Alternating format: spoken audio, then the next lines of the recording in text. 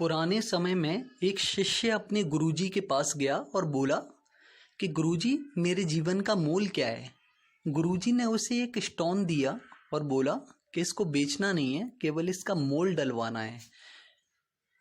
वो उसका मोल डलवाने के लिए मार्केट में निकल जाता है और वहाँ पे वो क्या देखता है कि एक संतरे वाला संतरे बेच रहा होता है। वो जाता है संतरे वाले के पास और बोलता है कि इसका क्या मूल है। तो उसने कहा कि 1 दर्जन संतरे ले जाइए। उसने कहा कि नहीं नहीं, केवल मोल डलवाना है और मुझे इसको बेचना नहीं है। वो आगे बढ़ जाता है। वहाँ पे एक सब्जी वाला मिलता है उसको। वो सब्जी वाले से पूछता है इसका मोल क्या है।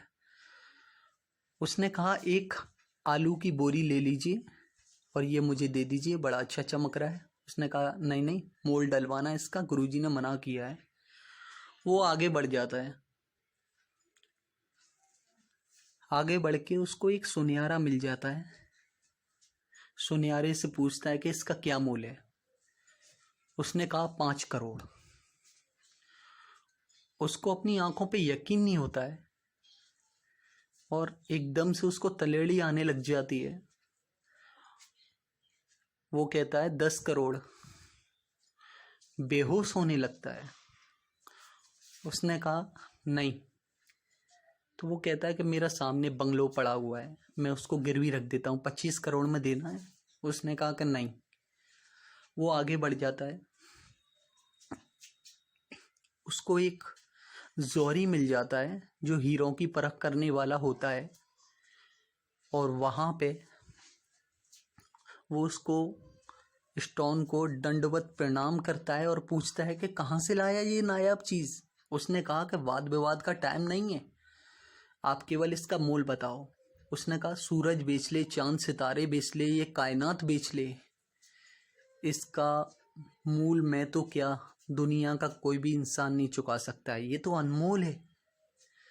वो भागा भागा गया अपने गुरुजी के पास और बोला गुरुजी, ये घटनाएं मेरे साथ घटी हैं, आप तो बताओ मुझे मानव जीवन का मूल क्या है। मानव जीवन का मूल जानना चाह रहा है। तू अपने जीवन को 1 दर्जन संतरे के भाव बेच ले, 1 बोरी आलू के भाव बेच ले, या इसको अनमोल बना ले।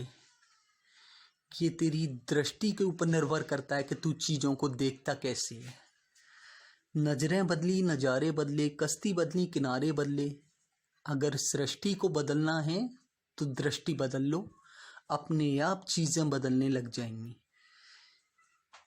चीज़ों को देखने का हमारा जो नज़रिया होता है वही तय करता है कि हम चीज़ों को किस तरीके से देख रहे हैं और आने वाले जीवन में उन चीज़ों का हमारे जीवन पे क्या इम्पैक्ट पड़ेगा।